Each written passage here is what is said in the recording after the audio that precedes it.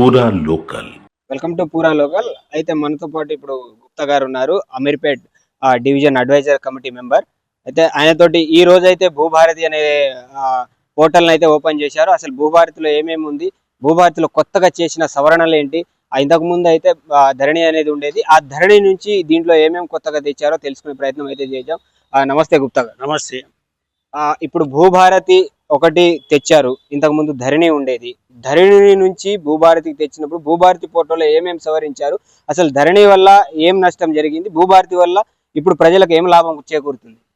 ధరణి వల్ల portable open చేసినప్పుడు only collector, revenue వాళ్ళ మందిమే, మండల రెవెన్యూ ఆఫీస్ మందిమే ఉన్నది.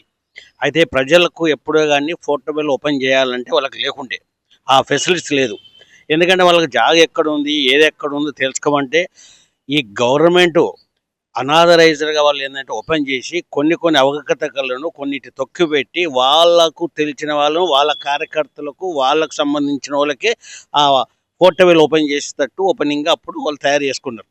కొన్నిటికి ఆ లక్షల, ఎందుకంటే అప్పుడు ఈ ఎకరానికి 11,000 రూపాయలు ఇస్తారు కదా, ఆ దాని గురించి కొందరు ఏంటంటే చాలా అవకతవకలు జరిగినాయి. అది రూపం ఆపడానికి వీళ్ళు కొత్త చట్టాన్ని తీసుకొచ్చారు ఈరోజు. దీనివల్ల ఏంటంటే ఒక 27 మనకు ఎకరాల నుంచి భూ పరిమితి చట్టము 327 వరకు వాళ్ళకు ఉండేటట్టు, ఏదైనా ఉన్నా కానీ పబ్లిక్లో ఎవరైనా ఓపెన్ చేసుకోవచ్చు. మనకు అది సార్థక అంటే వీళ్ళన్ని లోటుపాట్లను ధరణిలో లోటుపాట్లు గుర్తించి కొత్తగా తీసుకొచ్చారు. అయితే ఇప్పుడు మీరు ధరణిలో జరిగింది అన్ని అంటే మొత్తం ఫ్రాడ్ జరిగింది అని చెప్తున్నారు. మీ భూభారతి కొత్తగా తెచ్చారు కాంగ్రెస్ వాళ్ళు. సో కాంగ్రెస్ లో కూడా ఫ్రాడ్ జరగదని గ్యారంటీ ఏమైనా, అంటే అలాంటి గ్యారంటీ ఉన్న పోర్టల్ రెడీ చేశారా, లేకపోతే ఎట్లా దీన్ని? ఇది గ్యారంటీ అంటే పోర్టల్ ఎవరైనా ఓపెన్ చేసుకోవచ్చు. ఇప్పుడు నీ భూమి ఎక్కడ ఉందో, నీది ఎక్కడ ఉందో, నీ రిజిస్ట్రేషన్ ప్రకారము భూ చట్టం కింద ఇప్పుడు ఎక్కడ ఉందో నీ చట్టం ప్రకారం అది చూసుకోవచ్చు. అంతకుముందు ఓపెన్ కాలేదు. అది దాని ప్రకారానికి కొన్ని, ఎందుకంటే జరిగిన వీళ్ళు కూడా అన్నీ చూసే ఇప్పుడు మళ్ళీ ఇట్లా తప్పు జరగద్దని ఉద్దేశంతోనే కొత్త చట్టం తీసుకొచ్చారు. ఇది పబ్లిక్ ఎంతో ఉపయోగపడే కార్యక్రమం. ఎందుకంటే ఇందులో మేధావులు కూడా ఎంతోమంది సాధక బాధకులు తెలుసుకొని మళ్ళీ కొత్త తీసుకొచ్చారు. ఇప్పుడు ఒకసారి ఎంతో డిజిటల్లో కొన్నిటికి పొరపాటు ఉంది ఒకప్పుడు. ఇప్పుడు డిజిటల్ ఎన్నో రూపుమాపులు వచ్చినాయి. తెలుసుకోవడానికి సెటిలైట్ ద్వారా వేరే జాగాలు ఎవరైనా భూమి ఎక్కడుందో తెలుసుకోవడానికి ఇవన్నీ వీళ్ళు ఉపయోగించే కొత్త కార్యక్రమాన్ని శ్రీకారం చుట్టారు ఈరోజు. ఎందుకంటే 14th ఏప్రిల్ మన డాక్టర్ సాహెబ్ మన అంబేద్కర్ జయంతి సందర్భంగా ఈ కొత్త ఫోటోలు చేస్తే పబ్లిక్ ఉపయోగపడే విధంగా వాళ్ళు తయారు చేసుకొచ్చారు. అయితే ధరణిలో కూడా సేమ్ అందరూ భూములు రిజిస్ట్రేషన్ చేసుకున్నారు, అన్నీ బాగానే ఉన్నాయి. అంటే కొంత అవకతవకలు జరిగినా కూడా మరి తీసుకొచ్చారు ధరణి అని. ధరణి అన్న భూమియే, భూభారతి అన్న భూమియే, కానీ ధరణి అనే పేరు లేకుండా భూభారతి అనే పేరు ఎందుకు తెచ్చారు?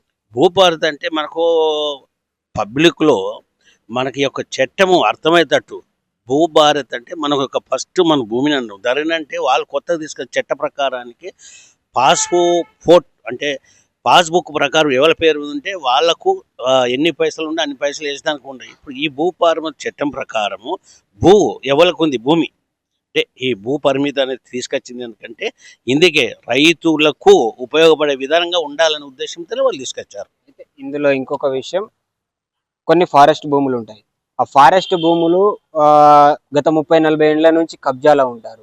వాటి గురించి ఏమైనా సవరించే అవకాశం ఉందా? సవరించి తెచ్చారా ఈ భూభారతి పోర్టల్ని? తీసుకురాలేదండి. అది ఫారెస్ట్ ప్రకారానికి వాళ్ళకే ఉంచారు. ఎవరిది వాళ్ళకి ఓన్లీ మనకు పబ్లిక్ సంబంధించింది ఓన్లీ అన్యాక్రాంతంగా అయిన భూమిని ఈ భూభారతి చట్టానికి తీసుకొచ్చారు. ఎవరో ఆక్రమించుకున్నది వాళ్ళు తీసుకున్న భూ చట్ట ప్రకారము ఎవరిది ఉన్నదో ఆ చూసి ఆ యొక్క చట్ట ప్రకారం ఎవరికి ఉంది, అది ఎవరికి చెందింది అన్నీ చూసిన తర్వాత దీని రాగా తీసుకొచ్చి అన్ని పోర్టబుల్ వాళ్ళకి అన్ని చూసి తయారు చేశారు. అంటే ఇందులో రైతులు ఉంటారు, అందరు ఉంటారు, ఎవరికైతే భూమి ఉందో అందరు ఉంటారు, కానీ చదువు రాని రైతులకు ఎలా ఉపయోగపడబోతుంది భూభారతి? భూభారతి మనం అక్కడ పోగానే మన యొక్క నెంబర్, దానికి ఒక నెంబర్, రిజిస్ట్రేషన్ నెంబర్ ఉన్నది. ఆ రిజిస్టర్ ప్రకారం పాస్పోర్ట్ బుక్ నెంబర్ ఉన్నది. ఆ చూపెట్టగానే మన దాని నెంబర్ మీద క్లిక్ చేయగానే మన భూమి ఎక్కడ ఉంది, ఎంత ఉంది, జాగ ఎంత ఉంది, వాల్యూ ఎంత ఉంది అన్నీ ఆ పోర్టబుల్లో వాళ్ళు తయారు చేసి లింక్ తయారు చేసి పెట్టారు. మనం ఈ ప్రైవేట్ ద్వారా కాకుండా కూడా గవర్నమెంట్ ఏ మండల రెవెన్యూ ఆఫీస్కి పోయినా మనకు రిజిస్టర్ ఆఫీసులో ఈజీగా సౌలభ్యంగా ఉంటుందనే ఉద్దేశంతో వాళ్ళు తయారు చేసుకొచ్చారు. అయితే ఇప్పుడు మనం చూసుకున్నట్లయితే ఫారెస్ట్ భూమి మీద 10-15 సంవత్సరాల కబ్జాలో ఉన్న వాళ్ళు అసలు వాళ్ళ పరిస్థితి ఏంటి? అంటే వాళ్ళకు తిరిగి ఏమన్నా గవర్నమెంట్ తరఫున ఏమైనా పట్టాలు ఇచ్చే అవకాశం ఉందా? ఈ భూభారతిలో చేర్పించే అవకాశం ఉందా? ఇప్పుడు కొత్తగా ఏదైనా అలాంటి చట్టం ఏమైనా ఈ భూభారతిలో పెట్టే అవకాశం ఉందంటే? ఇంకా పెట్టే అవకాశం లేదు. వాళ్ళు మంత్రి మండలిలో చర్చించిన తర్వాత ఏదైనా విషయం ఉంటే వాళ్ళు ఆలోచన చేసుకొని అన్ని పబ్లిక్కు సంబంధించిన విషయానికి ఏది మనకంటే వాళ్ళు ఇలా తయారు చేసినారు అనకుండా వాళ్ళు మొత్తం మంత్రి మండలి చర్చించి ఒక 10 మంది చర్చించిన తర్వాతనే దాన్ని ఒక చట్ట రూపంగా తయారు చేసి అందరికీ అనుకూలంగా యోగ్యంగా ఉండేటట్టే వాళ్ళు తయారు చేస్తారు. ఏది కానీ గవర్నమెంట్ మనకు ఎందుకంటే ఇదివరకు మనమే బాగలేదని చెప్తున్నాం, మళ్ళీ ఇది ఎందుకు అని చెప్పి అనుకోకుండా అన్ని సవివరంగా చర్చించిన తర్వాతనే ఈ యొక్క భూభారతి చట్టాన్ని తీసుకొచ్చారు. అయితే ఈ ఈ భూభారతి చట్టం ఏదైతే ఉందో పల్లెటూరులో ఉండే జనాలకు ఎట్లా ఉపయోగపడుతుంది? పట్టణాల్లో ఉండే జనాలకు ఎట్లా ఉపయోగపడబోతుంది? ఇది చాలా సౌలభ్యం చెప్పాను కదా, ఎందుకంటే ఒక మండల రెవెన్యూ ఆఫీసులో ఎక్కడైనా సిటీలో కానీ మన పల్లెటూరు కానీ ఓ డిస్టిక్లో తాలూకా లెవెల్ ఎక్కడైనా ఈ యొక్క మండల ఆఫీసులు ఉన్నాయి, లేదంటే ఈ సేవ ఉన్నాయి, మీ సేవ ఉన్నాయి. వాళ్ళ ద్వారా పోతే ఈ పాస్బుక్ చట్ట ప్రకారము ఆ నెంబర్ ఉంది, ఆ నెంబర్ ప్రకారము వాళ్ళకు ఒక కేటాయించారు, ఏ డిస్టిక్లో ఉంది, అది ఎక్కడ ఉంది, మనకు మొత్తం వివరంగా సవివరంగా వాళ్ళు పోర్టబుల్ చేసి తయారు చేసి పెట్టిందే ఈ భూభారతి చట్టం. నీకు ఎంత ఉంది, నీ జాగా ఎక్కడ ఉంది, మొత్తం సెటిలైట్ ద్వారా కూడా తీసుకొచ్చి దాన్ని రూపొందించారు. అది ఇంకా 10 రోజులలో అయితే ఇంకా క్లుప్తంగా అన్ని వివరంగా బయటకు వస్తాయి.